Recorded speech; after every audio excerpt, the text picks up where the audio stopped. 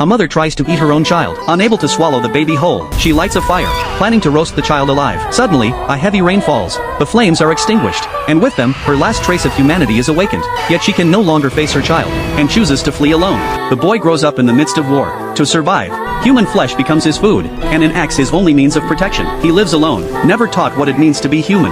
One day, he targets a wandering monk, but is quickly noticed. The monk witnesses him devouring human flesh, yet does not drive him away. Out of compassion, the monk takes him in, hoping to teach him how to live as a human being. Facing a boy filled with hatred and violence, the monk names him Ajura, and brings him onto a path of spiritual training. Through years of companionship, Ajura slowly suppresses his wild instincts, and learns self-control. But once separated from the monk, hunger shatters everything. Ajura nearly loses control again, until Shichiro hands him a rice ball, saving him from falling back into savagery. The village chief's son, John, often bullies Shichiro. During one conflict, a thrown stone strikes Ajura by accident. Rage erupts instantly. Ajura lunges at John, and bites him to death.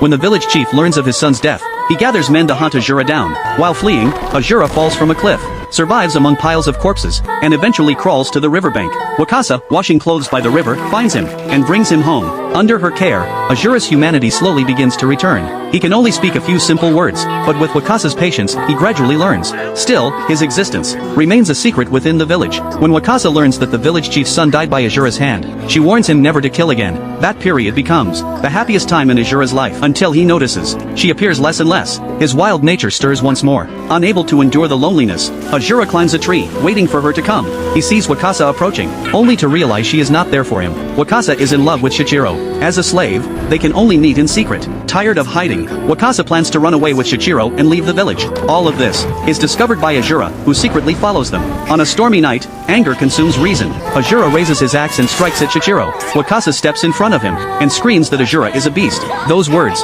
shatter the fragile warmth he had just begun to build. Ajura walks alone into the rain, abandoned by the world once again.